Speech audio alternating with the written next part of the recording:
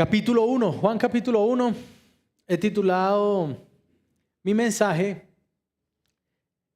de la siguiente manera: Navidad, el Verbo habitó entre nosotros. Dice la palabra del Señor, vamos a ver de versículo 1 al 18, dice: en el principio ya existía el Verbo, y el Verbo estaba con Dios, y el Verbo era Dios. Él estaba en el principio con Dios. Todas las cosas fueron hechas por medio de Él, y sin Él nada de lo que ha sido hecho fue hecho. En Él estaba la vida, y la vida era la luz de los hombres. La luz brilla en las tinieblas, y las tinieblas no la comprendieron. Vino al mundo un hombre enviado por Dios, cuyo nombre era Juan. Este vino como testigo para testificar de la luz, a fin de que todos creyeran por medio de Él. No era Él la luz, sino que vino para dar testimonio de la luz. Existía la luz verdadera, que al venir al mundo alumbra a todo hombre. Él estaba en el mundo, y el mundo fue hecho por medio de Él, y el mundo no lo conoció. A lo suyo vino, y los suyos no lo recibieron. Pero a todos los que le recibieron les dio derecho de llegar a ser hijos de Dios, es decir, a los que creen en su nombre, que no nacieron de sangre, ni de la voluntad de la carne, ni de la voluntad del hombre, sino de Dios. El Verbo se hizo carne y habitó entre nosotros, y vimos su gloria, gloria como del unigénito del Padre, lleno de gracia y de verdad. Juan dio testimonio de él y clamó: este era del que yo decía, el que viene después de mí es antes de mí, porque era primero que yo. Pues de su plenitud todos hemos recibido, y gracia sobre gracia, porque la ley fue dada por medio de Moisés. La gracia y la verdad fueron hechas realidad por medio de Jesucristo. Nadie ha visto jamás a Dios. El unigénito de Dios, el unigénito Dios que está en el seno del Padre, Él lo dio a conocer. Amén. Gloria al Señor. Mis hermanos, diciembre es un mes particular y especial que puede traernos grandes oportunidades para buscar del Señor, pero que al mismo tiempo para los creyentes y en general trae grandes desafíos. Es un mes donde en una manera especial podemos evidenciar que vivimos o recordar que vivimos en un mundo que es hostil hacia Dios. Y también es un mes en donde es posible ver el desconocimiento que se tiene sobre Dios de aquellos que dicen conocerlo. Es decir, en diciembre usted puede ver que muchos dicen que conocen a Dios, pero que realmente no lo conocen. Y diciembre entonces, hermanos, por muchos siglos, hasta hace algunas décadas, era símbolo del recuerdo del nacimiento de Jesús el Mesías. Es decir, hace 40, 50 años hablar de Navidad y no hablar de Jesús era imposible.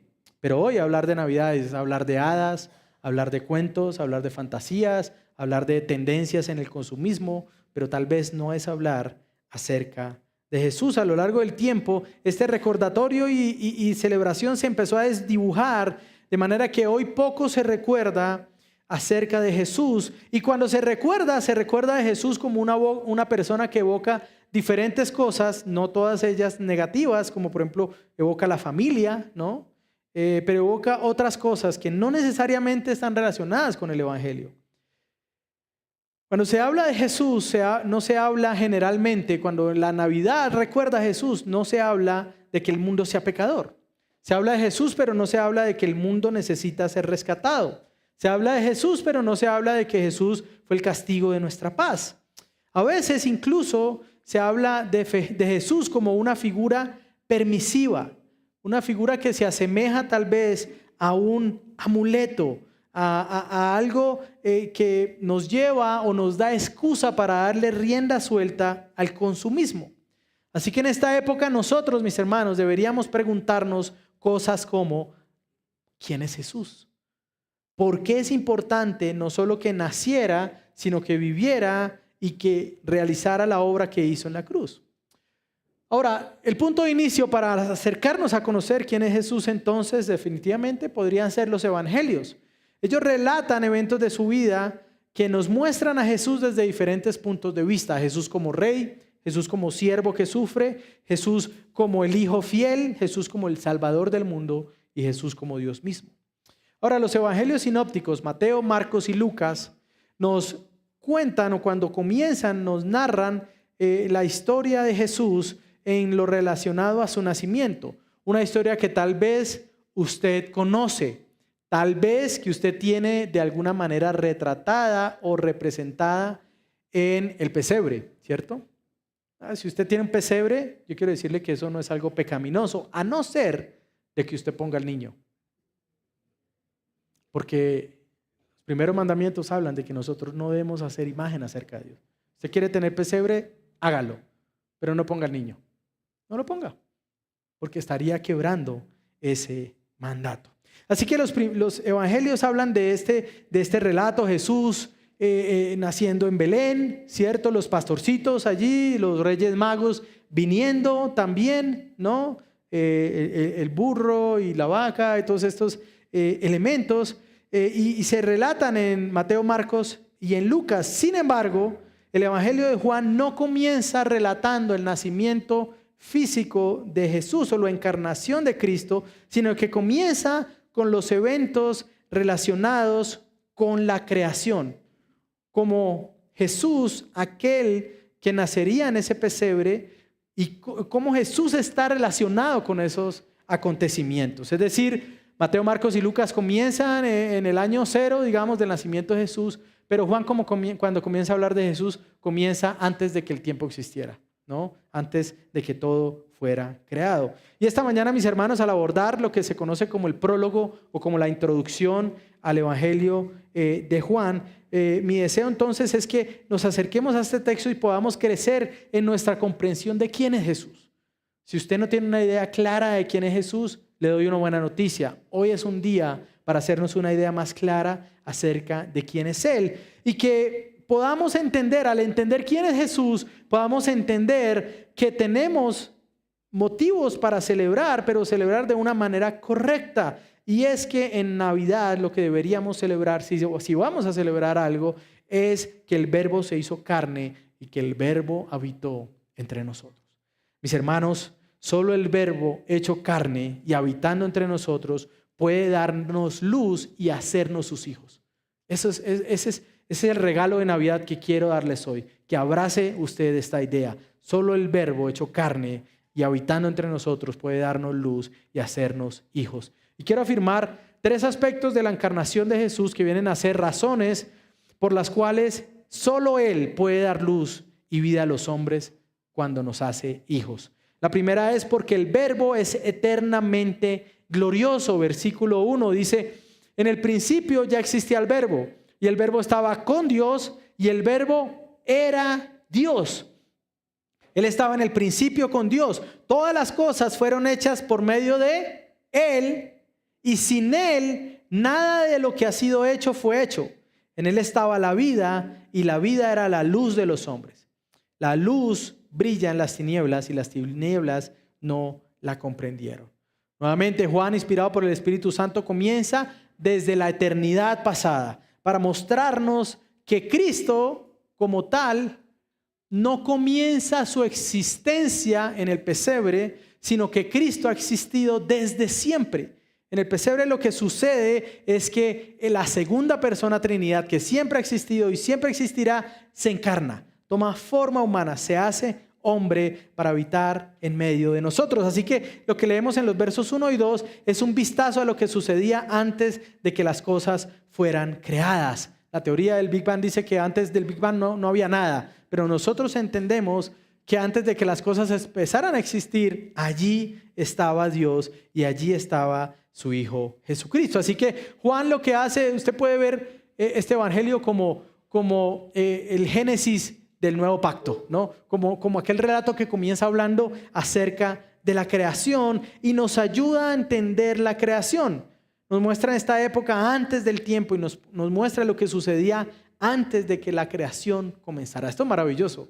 Hablar de qué pasaba antes de que todo existiera, donde no existía nada sino solamente el Señor. R.C. Sproul dice, antes de que Juan registre la visitación terrenal de Jesús, él busca contarnos de dónde vino Jesús. ¿no? ¿De dónde vino Él? Entonces la gloria eterna de Cristo. Cristo existe antes de todo, versículos 1 y 2. Una de las primeras verdades del cristianismo que fueron atacadas, mi hermano, fue la verdad acerca de la divinidad de Cristo. Una de las primeras cosas que se atacaron es que empezaron a afirmar que Cristo no era Dios. Y hay errores que usted puede tener en su doctrina, hay errores que usted puede tener en su interpretación y hacer algunas cosas diferentes en relación a otra iglesia. Pero cuando usted dice que Jesús no es Dios, usted no puede ser considerado cristiano, usted no es hermano, porque no está cayendo en un error, sino en algo que se conoce como herejía. Y el primero de estos herejes fue alguien llamado Cerinto. Qué triste caer en los anales de la historia por ser un hereje, ¿no? Pero Cerinto fue uno de esos primeros herejes junto siglos después con Arrio.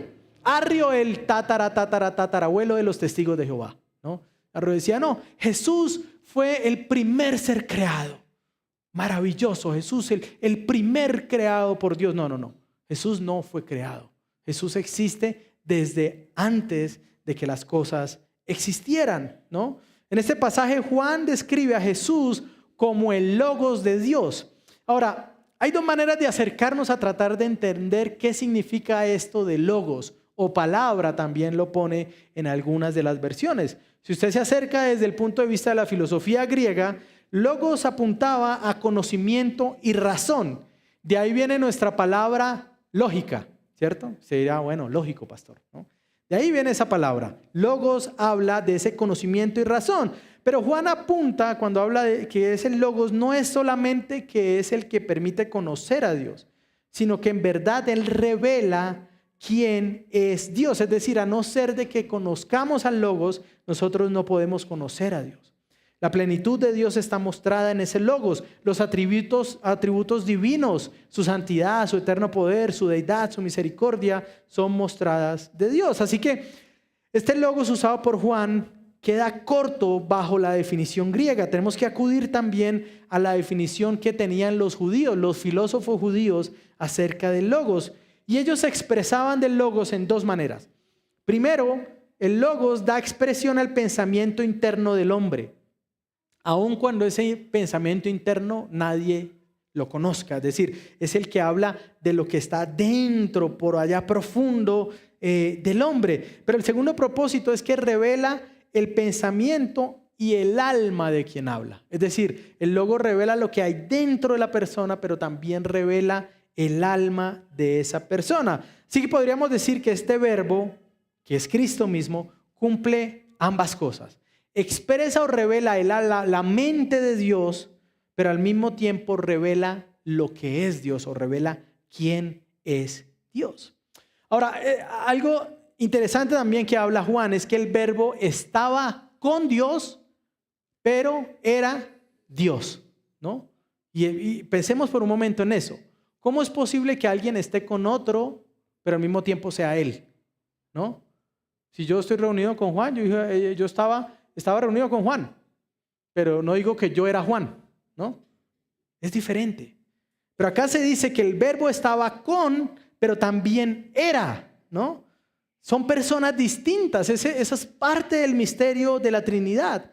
Cristo tiene una relación filial con Dios. Como parte de la Trinidad son personas diferentes y tenían ya una relación entre ellos. Es decir, antes de que todo existiera, Dios no estaba solo, deprimido y angustiado queriendo que alguien lo amara. Eternamente la Trinidad se ha amado desde antes de que todo existiera. Dios entonces crea para desplegar su gloria, no porque se sentía solo, ¿no? Cristo entonces en la eternidad, al igual que el Espíritu Santo, acompañaban a Dios el Padre. Usted puede ver eso también en Primera de Juan capítulo 1. Tenía una gloriosa y hermosa comunión entre ellos. Juan capítulo 17, el Señor Jesús dice, ahora Padre, glorifícame al lado tuyo con aquella gloria que tuve antes de que el mundo fuese. Es decir, Jesús cuando va a la cruz está anhelando estar en esa relación nuevamente con el Padre en la manera como se daba antes de que las cosas existieran. Así que afirmar que el verbo era Dios apunta a la divinidad del mismo, es decir, a la divinidad de Cristo. Él es diferente, pero al mismo tiempo es igual. Y es un misterio. La Trinidad es un misterio, ¿no? El Padre no es igual al Hijo, el Hijo no es igual al Espíritu Santo, pero los tres son Dios y son el mismo Dios. No hablamos de tres dioses diferentes, es el mismo Dios expresado en tres personas distintas. Ahora, la Trinidad es maravillosa y tiene algunas implicaciones y se nos habla, por ejemplo, de otro misterio que está relacionado con la Trinidad, el matrimonio, ¿no? En el matrimonio, dos personas se funden en una unión mística y maravillosa. Así que el matrimonio de alguna manera busca apuntar o mostrarnos un poquito cómo luce ese misterio, ¿no? Dos personas vienen a ser una, ¿no? Los dos, en un sentido, ahora son uno, aunque siguen siendo personas diferentes e independientes, ¿no? Esto es maravilloso. Piensen que su matrimonio y nuestros matrimonios son asuntos trinitarios, ¿no? Buscan revelar misterios. Verso 3 y 4, la gloria de Cristo en la creación es el agente, Cristo es el agente por el cual el Padre crea todas las cosas. Dice que todo fue creado por medio de Él. Todas las cosas vienen a existencia por medio de la palabra de Dios. Recordemos, y dijo Dios, hágase esto, hágase lo otro. Y dijo Dios, ¿no? Es decir, el verbo, la palabra es el agente que crea en el principio de los tiempos. Entendemos entonces que todas las cosas son creadas por Él y sin Él nada de lo que ha sido hecho fue hecho.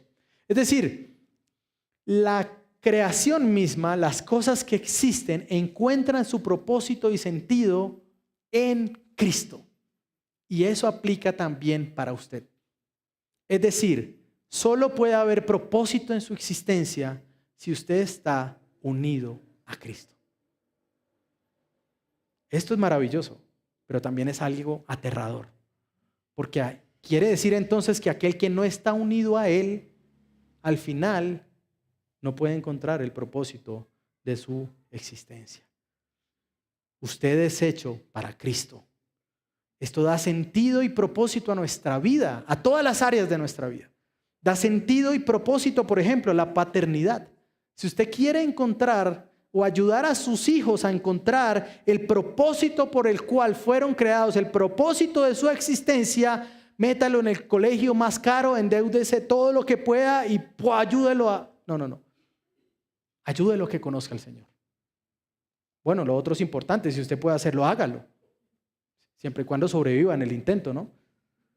Pero el propósito, hermano, por lo que debemos correr es para que nuestros hijos encuentren sentido a su existencia al conocer a aquel que da sentido a la creación. Sin Cristo lo creado no tiene ningún sentido. Verso 4, en Cristo está la vida y Él era la luz de los hombres. Es decir que la vida reside también en el verbo, no es una vida material como entendemos. El apóstol se refiere a una vida también espiritual. La vida y la luz de los hombres apuntan al conocimiento de Dios, el Padre, y de Cristo. Como más adelante Cristo también dará. Y él dice en Juan capítulo 17, dice, y esta es la vida eterna. ¿Cuál es? Que te conozcan a ti, al único Dios verdadero y a Jesucristo a quien tú has enviado. Así que nuevamente tener vida es tener intimidad y una comunión íntima con Dios en Cristo. Ahora, a veces las personas creen que hablamos de Cristo y de venir a Él como si fueran a hacerle un favor a Dios. No, el asunto es que usted no va a encontrar propósito ni vida ni luz a no ser de que usted venga a Él. Cristo no está desesperado esperando que usted venga. Usted debería estar desesperado por venir a Él y conocerlo a Él como la luz de los hombres. Pero también Él es glorioso, no solo en la creación, no solo antes de la creación, sino que es glorioso aún cuando el hombre cae. Génesis capítulo 1 habla del 1 al 3, habla de toda la creación, pero a partir del 3 comienza a aparecer algo nefasto y es que entra el pecado a la creación. Adán y Eva se rebelan contra Dios y entonces el mundo se sumerge en unas densas tinieblas. Los hombres se apartan de Dios y necesitan ahora que la luz que antes estaba para todos comience a brillar de una manera especial. La luz entonces, a causa de la caída del hombre, debe resplandecer en medio de un mundo que está lleno de tinieblas. El corazón del hombre, como vemos en Génesis, se llenó de maldad. El corazón del hombre quiso ser Dios. El hombre, el creado, quiso ser Dios. Él quiso ser el creador. Pero a pesar de que el hombre se rebela contra Dios, lo que hace el Señor es buscarlo, ¿no? Adán y Eva. Sale Dios y le dice, bueno, Adán, ¿dónde estás? Y Adán por allá cubriéndose, ¿no? Con las hojas del primer libro de autoayuda que existió, ¿no? Dios no sabía dónde estaba Adán. No. Dios sabía. Lo que pasa es que Él quiere que Moisés registre en su relato de Génesis que ante el pecado y la rebelión del hombre, el primero que va en su búsqueda es el Señor. Aquel que fue ofendido es el que va a restaurar la relación. Wow, nosotros no somos así. Por eso nosotros no somos Dios. Pero estamos llamados a buscar parecernos a Él. Dios ha prometido que alguien vendrá. Entonces le dice a la serpiente, mira, tú perversa, serás aplastada por un descendiente de la mujer. Y él aplastará tu cabeza, aunque tú en el camino herirás su calcañar. Génesis 3, desde allí la promesa maravillosa de que vendría alguien que hizo lo que el lamentable Adán no pudo hacer, aplastar a la serpiente. Cuando la serpiente se acercó a Eva, lo que tenía que hacer Adán era tomar una piedra y aplastar su cabeza, pero no lo hizo. Pero el segundo Adán, el verdadero, el mejor, Cristo, hace eso para que su esposa sea librada de la muerte y del pecado. Gloria al Señor por ese Salvador.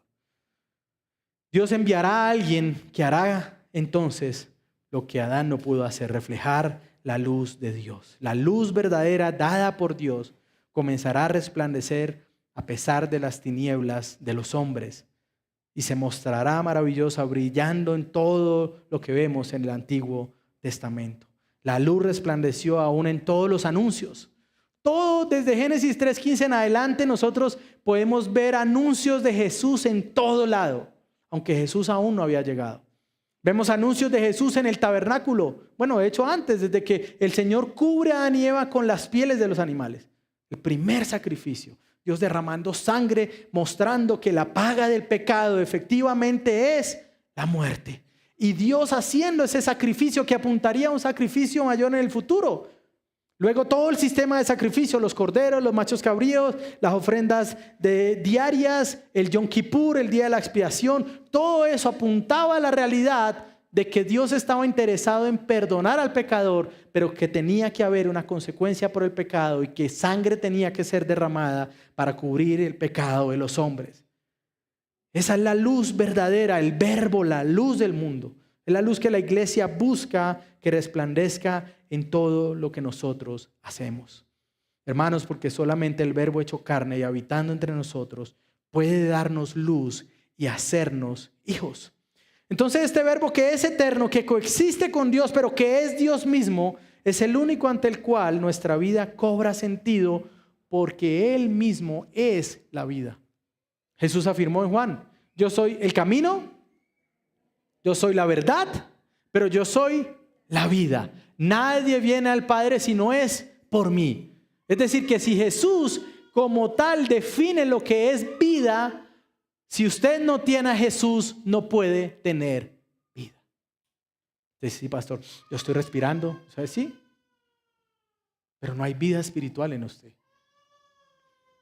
En segundo lugar, otra razón por la cual el verbo hecho carne puede darnos luz y hacernos hijos es porque el verbo es la luz verdadera que vino. Verso 6 dice, vino al mundo un hombre enviado por Dios cuyo nombre era Juan. Este vino como testigo para testificar de la luz a fin de que todos creyeran por medio de él. Fíjese bien, verso 8. No era él la luz, está hablando de Juan el Bautista, sino que vino para dar testimonio de la luz. Este es el primer evangelista que hay. Este es el primer misionero del nuevo pacto, Juan el Bautista. Aparece como esa prueba de que el Señor ha sido misericordioso y que su luz no dejó de resplandecer. Este hombre enviado por Dios, este apóstol del Señor, apostelo, enviado con una misión. Ahora, este es el primer misionero. Juan Bautista tiene una misión importante de la que hablan los versos 7 y 8. Él muestra que Jesús auténticamente es el Mesías. Porque siglos antes, en el libro de Miqueas se había hablado de que antes de que viniera el Mesías, Él enviaría a su mensajero que preparará el camino delante de Él y vendrá súbitamente al templo el Señor a quien todos buscáis y el ángel del pacto a quien desean vosotros viene, ha dicho Jehová de los ejércitos. Miqueas 3, verso 1. Es decir, antes de que venga el Mesías, tiene que ir un mensajero delante de él, que dice, ahí viene, arrepiéntanse, generación de víboras, arrepiéntanse y crean en el Señor. Así que Juan Bautista viene a ser ese primer testimonio de que el Mesías ha llegado. Pero también Juan es una figura maravillosa, hermano. Cuando usted lee el Evangelio, a veces uno pasa por alto las figuras, ¿no? Y pasa por alto los personajes. Pero Juan es una figura impresionante. Él fue tanto el último profeta del Antiguo Testamento como el primero del Nuevo Testamento. O sea, Juan es una figura maravillosa. Por eso Jesús dice, desde los tiempos de Juan el Bautista, el reino de los cielos sufre violencia, y dice, no hay nadie como Juan. Y aún en su momento de mayor debilidad, fíjese, Juan fue decapitado por Herodes, ¿no? Esta muchacha, la hijastra, sale y danza y le dice, te daré hasta la mitad del reino. Ella le dice, dame la cabeza de Juan. Y este hombre, como los hombres que son arrastrados por las pasiones, hace lo que tenga que hacer, ¿no? Juan es cortado en su cabeza. Pero antes de eso, cuando estaba en la cárcel, Juan manda a sus discípulos a preguntarle a Jesús si él es el que había de venir. Imagínense esto, un momento de debilidad, Juan encarcelado, Juan pensando, ¿por qué estoy en la cárcel si él es el Mesías? ¿Qué estará pasando? Y manda a preguntar. Y cuando Jesús escucha la pregunta de Juan, en lugar de poner en duda su ministerio o hablar mal de Juan, lo que hace Jesús es decir, no. Este hombre es el testimonio del Señor hablando y anunciando en cuanto a mi llegada. Juan también entonces es considerado como este hombre que da testimonio acerca de la luz. El propósito de él era que los hombres creyeran en Jesús, que confiaran en Cristo, que tuvieran fe en el Señor. Y en un sentido, todo ministro debería verse de esa misma manera. Nuestro propósito no es que los reflectores, porque acá en esta iglesia no tenemos, no es que los reflectores caigan de frente sobre nosotros, sino que nosotros podamos apuntarlo a Él, que nosotros podamos decir, miren, ese es el Señor, Él es el Mesías, Él es el Salvador de los hombres, no yo, no a nosotros, sino a ti, Señor, sea toda la gloria, ¿no? Juan es diferente al Señor Jesús. Y es importante porque cuando el apóstol Juan escribe esto, algunas personas se habían empezado a declarar como ser seguidores no de Jesús, sino de Juan el Bautista, ¿no? Entonces por eso él dice, no. Miren lo que dijo Juan. Yo no soy la luz, sino que vine para dar testimonio de aquel que es la luz. Ahora vino entonces esta luz, vino este verbo que estaba en el principio, pero ahora es nombrado como la luz verdadera. Verso 9 dice, existía la luz verdadera que al venir al mundo alumbra a todo hombre. Él estaba en el mundo y el mundo fue hecho por medio de él y el mundo no lo conoció. A lo suyo que vino y los suyos que... Wow. ¿Quiénes eran los primeros que deberían estar en la fila para hacerse discípulos de Jesús? Los judíos, los fariseos, los que conocían la Torá. Pero ¿quiénes fueron los primeros que pusieron en duda a Jesús y que se opusieron al ministerio y que al final son los que interceden para llevarlo a la cruz? Los suyos, los que tenían que darle la bienvenida. El apóstol se refiere a Cristo entonces como la luz verdadera. Cristo es aquella luz que es real, genuina y verdadera. Todas las luces que se crearon no tienen otro propósito sino mostrar al hombre que hay una luz superior. Piensen un momento, hay unos videos que usted ven por YouTube y sale primero el planeta Tierra y después va mostrando las supernovas, las superestrellas y todo eso, y al final la Tierra viene a ser como un granito de arena por allá, ¿no? Imagínense que todas esas supernovas, superestrellas y todas esas constelaciones que existen y que alumbran de una manera hermosa y maravillosa no son nada comparadas con la luz verdadera que es Jesús. Eso es algo hermoso. De hecho, la Biblia dice en Apocalipsis hacia el final, dice que en la nueva creación, cuando Cristo regrese, su gloria será tan maravillosa que ni siquiera habrá necesidad de luz del sol. ¡Wow! Esto es hermoso, hermanos. Se muestra a Cristo como esa luz verdadera que alumbra a todo hombre y tal vez podamos preguntar, entonces todos los hombres serán salvos porque se alumbra a todos los hombres. ¿Cómo es posible esto? Cristo alumbra a todo hombre por medio de la revelación general, es decir, todos los hombres reciben un testimonio de que hay un creador. Pero Cristo alumbra a algunos hombres, los que lo reciben, lo que dice más adelante, para que estos hombres sean salvados. Es decir, no habrá nadie delante de Dios que pueda poner una excusa para decir que no tenía alguna idea de que Dios existía. Porque aún la creación lo que dice es, hay un creador. Si usted va a Monserrate y se asoma arriba, allá en lo alto, y usted no se asoma y dice, wow, cómo soy de maravilloso, cómo soy de grande, cómo soy de esplendoroso. Usted debería ser ya a decir, Dios mío, qué tremendo es esto, qué hermosa tu creación, Señor, ¿no? Cristo no es un iluminado. Cristo es la luz. Es la luz del mundo. Pero el mundo no lo conoció.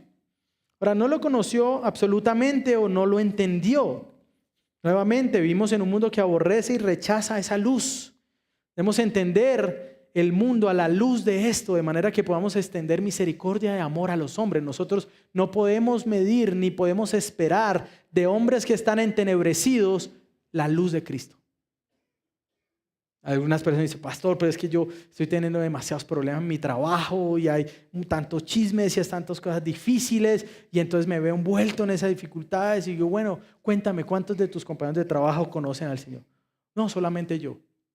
Bueno, ¿y qué estabas esperando? ¿No? Ahora, el problema es que no deberías estar esperando que tú vengas a involucrarte en las mismas tinieblas. Tú debes ser luz, no porque eres mejor o superior, sino porque Dios, por su pura gracia y misericordia, quiso que Cristo alumbrara en tu corazón para traerte salvación. Mis hermanos, solamente el Verbo hecho carne y habitando entre nosotros puede darnos luz y puede hacernos hijos. Ahora, esa luz verdadera es tanto rechazada como también abrazada. Vea el verso 12. Pero a todos los que le recibieron, es decir, algunos lo rechazaron, esa luz vino y los suyos no lo recibieron. Pero a todos los que lo recibieron les dio derecho de llegar a ser ¿qué? Simpatizantes de Dios, de llegar a ser hijos de Dios. Es decir, a los que creen en su nombre, que no nacieron de sangre, ni de voluntad de carne, ni de voluntad del hombre, sino de Dios. Hendrickson decía, a pesar de que el mundo y su representante, el pueblo judío, rechazó al Salvador, algunas personas lo aceptaron. Son esas personas quienes reciben un mayor favor espiritual sin consideración de nacionalidad o ascendencia física. Los que recibieron al Señor, hermanos, que quisieron tener una relación de cercanía con el Salvador, sea judío o sea gentil, son hechos hijos de Dios. Los que reciben al Salvador pueden llevar ese título de familiaridad con Dios. Mire, hermano, yo le aseguro, si usted sube contenido a redes sociales o algo, haga el experimento social. Sale a la calle y pregúntele a 20 personas si creen que son hijos de Dios. Yo le aseguro que el 90 o 99% van a decir sí, ¿no? Pero acá lo que se afirma es que los que son hijos de Dios, los que tienen un derecho legítimo de llamarse hijos de Dios, son aquellos que lo recibieron para ser adoptados como hijos, ¿no? Ya no hay privilegios especiales entonces para ciertas naciones específicas como para Israel por el solo hecho de ser descendientes en la carne de Abraham. Solo son hijos aquellos que han abrazado al Señor, que reciben esa luz verdadera. Ellos tienen ese derecho. Hermanos, no podemos engañarnos. Pertenecer a Dios y ser visto como su hijo es algo que no puede separarse de la fe en Jesús. Es decir que tengo fe, pero decir que no soy hijo es imposible. Es una tautología, no puede pasar. Decir que pertenezco a Él, pero que no quiero nada con su familia es una incoherencia. No puede pasar. No puede pasar. Yo no puedo pertenecer a la raza asiática y al mismo tiempo a la raza negra. No, es imposible. No puedo decir que soy hijo y no puedo decir que no amo a los suyos. Pero no somos engendrados tampoco entonces por el poder humano, porque alguno podría decir, los cristianos entonces fueron más inteligentes, más brillantes. No, acá dice que no son hijos por voluntad de carne, ni por voluntad de varón, sino ¿por quién? Por Dios. Llegamos a ser hijos simplemente porque Dios quiso. Por haber aceptado a Jesús, al Logos, a la luz del mundo como hijo de Dios. Hermanos, solamente el Verbo encarnado habitando entre nosotros puede hacernos hijos, puede darnos luz. También porque el verbo hecho carne es el Hijo. Versículo 14, y vamos a empezar a sacar tal vez el tren de aterrizaje. Versículo 14, vamos a desgregarlo, ¿no? Y esto es maravilloso, ¿no? Yo podría hacer todo un mes de sermones sobre estos 18 versículos. De hecho, hace 8 años hicimos 3 sermones diferentes de esta sección. Se pueden hacer más. Verso 14, la primera parte, el verbo se hizo carne. Hasta ahí. De ese pedacito uno podría decir tantas cosas. Ahora, ¿quién es el que se encarna? ¿Quién es este que nace en esta forma? ¿Quién es el que se hace hombre? El verbo del cual se habló en el versículo 1. El verbo que era eternamente con Dios, pero que también era Dios. La identidad del que se encarna es que este que se encarna es el verbo. Estaba con Dios y era Dios, el creador, el verbo que crea también, el que es la luz de los hombres, el único que hace a los hombres sus hijos. Es la luz el que hace entonces que sus hijos vengan a existencia.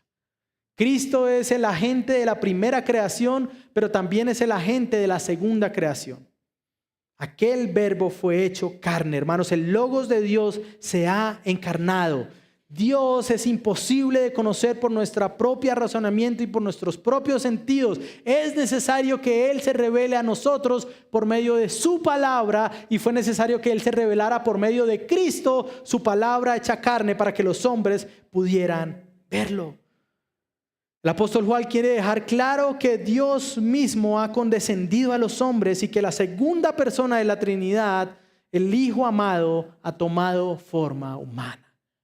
Wow, este nacimiento es el nacimiento más importante que haya habido en la historia de la humanidad. El Creador, el Hijo, aquel que estaba eternamente con el Padre, tomando la debilidad de la forma humana. Hermano, usted muy posiblemente ha tenido un bebé recién nacido en sus manos o un niño de meses.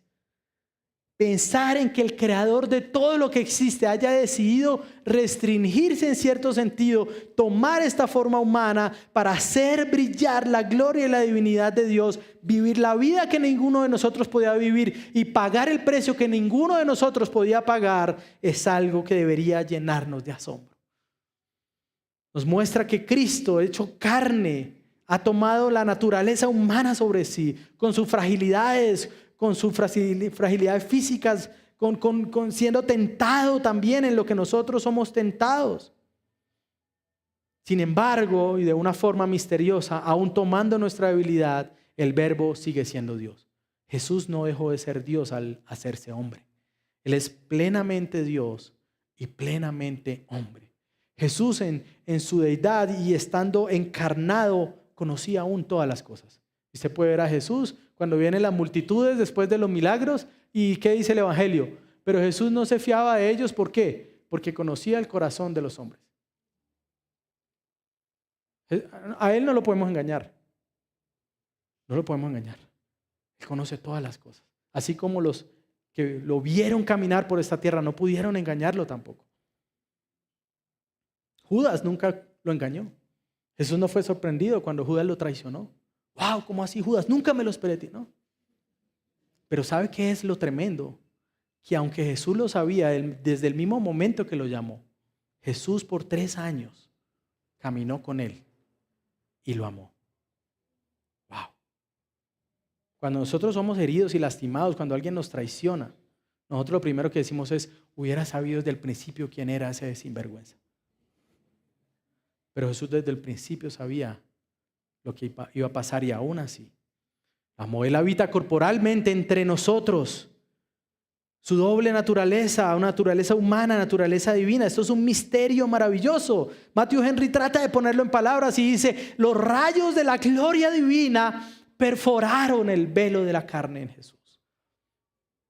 Su encarnación es aliento y ánimo, hermanos, en medio de nuestras dificultades, al mostrarnos que si el Logos, el Hijo y la luz estuvo dispuesto a vestirse de debilidad para salvar a los débiles, entonces está también para nosotros en cuanto a nuestra gran necesidad de su ayuda para poder mantener la mirada en Él. Hermanos, todos necesitamos ayuda para seguir siendo creyentes. Todos necesitamos ayuda, no solo para ser salvados, necesitamos ayuda para seguir siendo salvados. A veces el verbo de ser rescatado se presenta en un presente continuo, es decir, no solamente como algo que pasa una vez y ya, sino algo que constantemente está haciendo o está pasando en nuestras vidas. Hermano, usted fue salvado por Cristo en el momento en que usted nace de nuevo, pero usted todos los días sigue siendo rescatado por el Señor y sigue siendo transformado a la imagen del Hijo. Verso B, 14b dice, el verbo se hizo carne y habitó entre nosotros. Ahí, stop, ¿no? Es el verbo, el creador, el que estaba ya en la eternidad pasada, quien viene a habitar en medio de nosotros. Ahora, esta palabra habitar, yo siempre tengo combate porque hay muy pocas versiones que buscan como plasmar la fuerza de esta palabra. Esta palabra habitar, que es kaino, en algunas versiones antiguas se describe como tabernáculo. Hay algunas versiones muy antiguas donde sí se pone así. Y el verbo vino a hacer tabernáculo con nosotros. O tabernaculizar, se puede decir también eso. Quiere decir que Él vino a hacer una tienda o a acampar en medio de nosotros. Pero no acampar como cuando usted va con sus hijos algún fin de semana. No. Esta expresión se refiere a hacer una tienda en relación al tabernáculo del Antiguo Testamento. Antes del templo era el tabernáculo. Era un templo móvil que andaba con el pueblo por el desierto. Y el tabernáculo lo que les mostraba a ellos o lo que les recordaba es que el Dios de Israel, que los libró de la esclavitud de Egipto, estaba con ellos en el peregrinaje hacia la tierra prometida. Era el lugar donde Dios hablaba con los hombres, pero también el lugar donde Dios recibía los sacrificios. El Señor hizo tabernáculo en medio de nosotros. Y Él caminó en medio de nosotros. Y dice la palabra que después envió a su Espíritu, Juan capítulo 14, para que el Espíritu nos recordara todas las cosas, todas sus verdades. Y que envió su Espíritu, como vamos a ver en Hechos capítulo 2, para que por medio de su Espíritu Cristo habite en nosotros. El Espíritu Santo hace que el tabernáculo de Dios, Cristo mismo, habite en nuestro corazón. Eso es un maravilloso misterio y es algo glorioso que debería darnos ánimo y recordarnos, mis hermanos, que así como el pueblo tenía esta tienda donde miraba y decía, Dios sigue con nosotros, Dios va con nosotros, Dios está con nosotros. Así como los antiguos pudieron verlo, hoy nosotros podemos seguir diciendo, Él está con nosotros. Él está con nosotros. Este verbo entonces, hermanos, que se hace carne, en que este cuerpo mortal, tomando nuestra condición y debilidad, al mismo tiempo es el tabernáculo antiguo, pero mucho mayor y mucho glorioso, mucho más glorioso. Cristo es el mayor símbolo de protección y comunión que Dios da al hombre. Ahora, esta expresión que usó Juan, que también vuelve a usarla después en Apocalipsis capítulo 7 y en Apocalipsis capítulo 21. Y es que Cristo ya no habrá necesidad de templo, dice Apocalipsis. Nosotros, hermanos, y yo le doy una buena noticia, y tal vez para usted sea algo que pueda cambiar en algún sentido muchas cosas. Nosotros no estamos esperando que se construya un tercer templo allá en Jerusalén. No estamos esperando que se desarrollen las vacas rojas de la antigüedad con la que los levitas hacían. No. Nosotros estamos esperando que el tabernáculo de Dios nuevamente baje a estar en medio de nosotros, pero ahora para siempre y por toda la eternidad. No habrá necesidad de templo, dice Juan, así como no habrá necesidad de luz del sol, porque Él mismo estará en medio de nosotros. Verso 14c, y vimos su gloria como del unigénito del Padre, lleno de gracia y lleno de verdad. Mis hermanos, la encarnación es gloriosa porque Él es el unigénito. La encarnación es gloriosa porque Él está lleno de gracia y de verdad.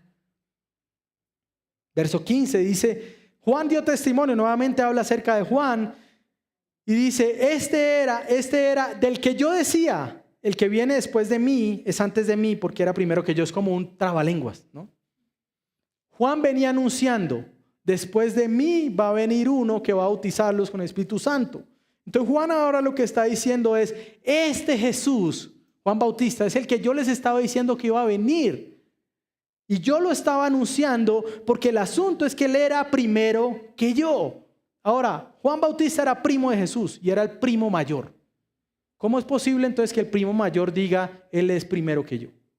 Porque Juan entendía que este verbo que se hizo carne no comienza a existir en el pesebre, sino que ha existido por toda la eternidad. Por eso Jesús también dice que Abraham, que antes de que Abraham fuera, él era. Jesús existe desde antes de que todo existiera. La verdad de que se ha acercado Jesús, el rey. Juan era un heraldo. En la antigüedad, los reyes cuando volvían de la guerra enviaban primero un mensajero. Y él decía, ahí viene el rey, ahí viene el rey, ahí viene el rey. Y todo el pueblo comenzaba a prepararse, ahí viene el rey, ahí viene el rey. Lo que hace Juan es esto mismo. Ahí viene el rey, ahí viene el rey. Llegó el rey. Lo que hacemos los pastores domingo tras domingo es decir, ahí viene el rey. Vino el rey. Pero ahí viene también nuevamente. Verso 16. ¿Quién es este que se encarna? Es la luz, es el verbo. Dice, pues de su plenitud todos hemos recibido. Y gracia sobre gracia. Ahora está dando testimonio Juan el apóstol. Dice, porque la ley fue dada por medio de Moisés. La gracia y la verdad fueron hechas realidad por medio de Jesucristo. Nadie ha visto jamás a Dios.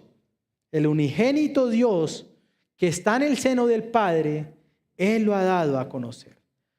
Mis hermanos, ellos entonces vieron a Cristo totalmente lleno de gracia y de verdad.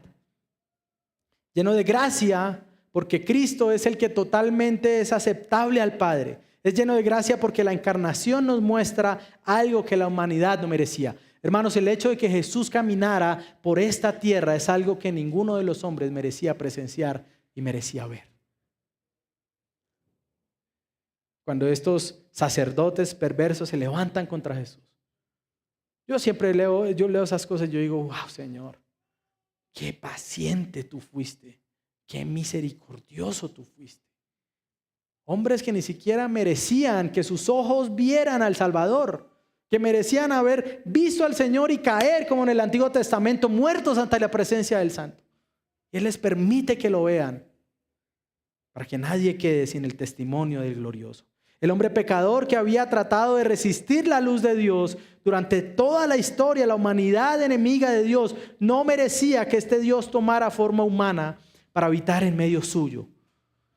En ese sentido, Cristo es lleno de gracia porque nos trae algo que los hombres no merecemos. Pero Cristo es lleno de verdad porque Él es quien nos muestra de una manera real y verdadera quién es Dios. Cristo es lleno de verdad porque es plenamente consciente de aquellas cosas que iba a revelar. Hermanos, en Cristo vemos la plenitud de la gracia, la plenitud de la verdad. Es una de las razones por las cuales pusimos el nombre que pusimos a nuestra iglesia. Ahora, ¿quieres tú saber qué es la gracia entonces? Mira al Señor, mira a Cristo. ¿Quieres saber cuál es la verdad de Dios? No busques dentro tuyo, ahí no vas a encontrar acerca de eso. Esta semana que venía hablando con alguien que me llevó a la casa en un Uber y veníamos hablando y él me dijo, sí, yo conozco de Dios, pero empezó a hablarme después de metafísica y todo eso. Yo le dije, no, la metafísica no lo va a llevar al Dios que usted dice que conoce. Su propio pensamiento, el conocimiento de usted mismo, a lo único que lo va a llevar es que al final usted crea que usted es Dios.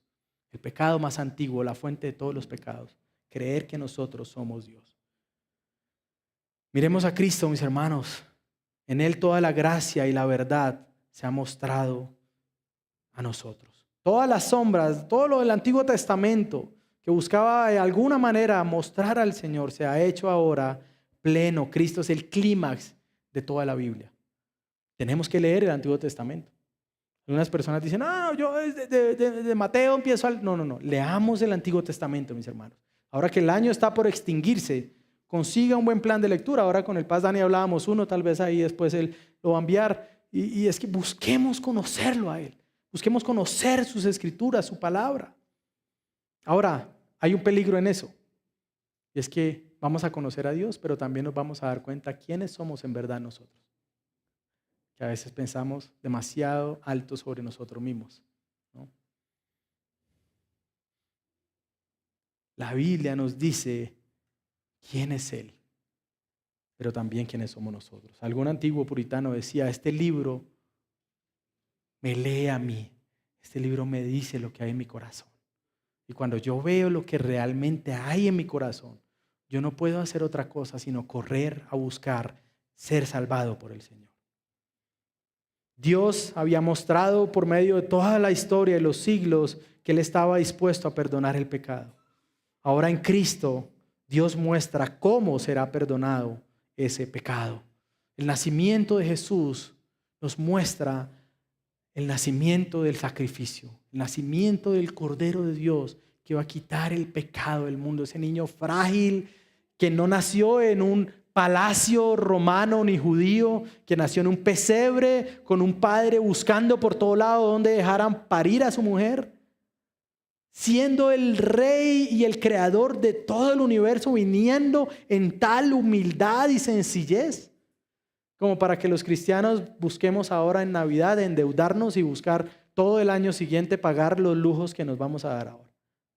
Si nosotros tenemos esa vida, debemos pensar en si estamos entendiendo realmente el Evangelio.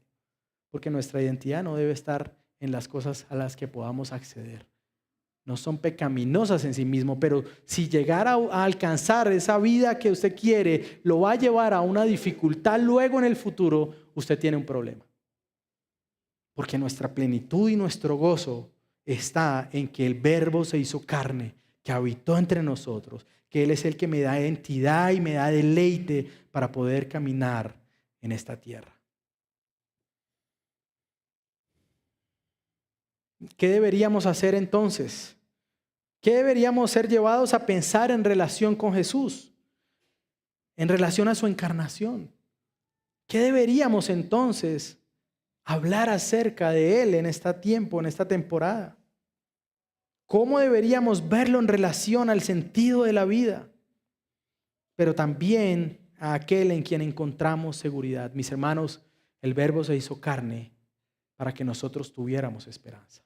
El Verbo habitó en medio de nosotros y habita en medio de su iglesia para que usted pueda decir, Señor, a pesar de que a veces yo pueda creer que no voy a llegar hasta el final, estar viéndote a ti en medio de tu pueblo me hace tener esperanza de levantarme un día más para buscarte, Señor. Esta semana yo meditaba y yo decía, mi mayor necesidad es de la gracia de mi Señor. Un día más, Señor, un día más. Que yo sea consciente de tu gracia un día más. Que seamos conscientes de que lo necesitamos un día más. De que seamos conscientes de que estamos caminando por esta vida y por este mundo que está lleno de tinieblas y podamos decir, pero su luz sigue resplandeciendo en medio de eso. Y nosotros somos parte de esa luz que busca alumbrar a este mundo que no merece ser alumbrado. Este mundo no merece ser alumbrado, pero Dios es misericordioso y distinto a usted y distinto a mí. Él quiere que este mundo siga siendo alumbrado con su palabra. Mis hermanos, Él es el Verbo, aquel que nació, aquel que debemos celebrar, que se hizo hombre. Ese niño que no se quedó siendo niño, que creció, que vivió, que creció en sabiduría, en gracia, en conocimiento, pero que fue también a la cruz para ser castigado y molido por nuestros pecados. Debemos reconocer que ese Verbo, esa luz verdadera, ese Cordero de Dios, esa vida que habitó y vino a caminar por este mundo, aún es el mismo que nos lleva hasta el final. El Señor nos ayude, mis hermanos, a perseverar, a amarlo y a buscarlo con todo nuestro corazón. Feliz Navidad. Padre, gracias, Señor, por tu favor y por tu misericordia. Gracias porque el Verbo se hizo carne y habitó entre nosotros, Señor. Gracias porque pudimos ver su gloria lleno de gracia y de verdad. Podemos verla hoy en tu palabra, en la palabra siendo predicada, en tu iglesia cuando canta, en tu iglesia cuando se ama, en los hermanos cuando buscan ser discipulados, en los hermanos cuando sirven, que era lo que celebramos hoy. Señor, podemos ver tu gracia y tu verdad en medio de nuestras familias, a pesar de nuestras debilidades o nuestro pecado, Señor, tener esperanza de que tú vas con nosotros. Tú eres nuestro Dios, Señor.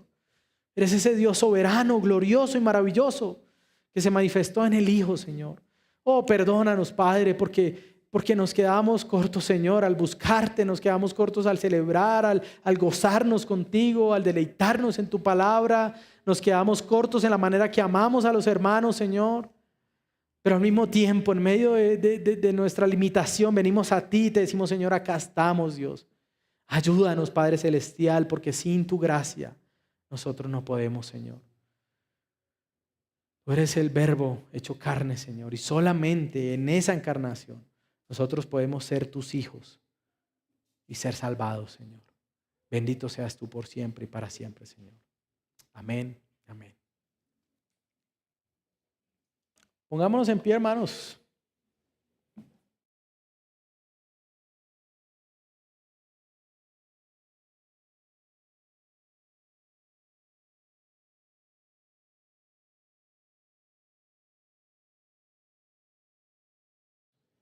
Cantemos, mis hermanos, es nuestro Dios.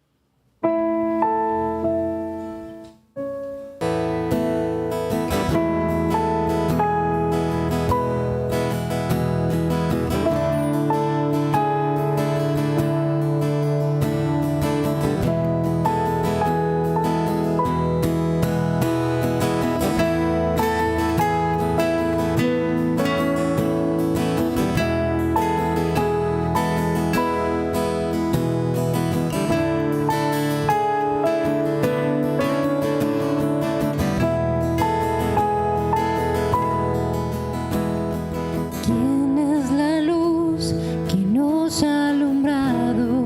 Sol de justicia.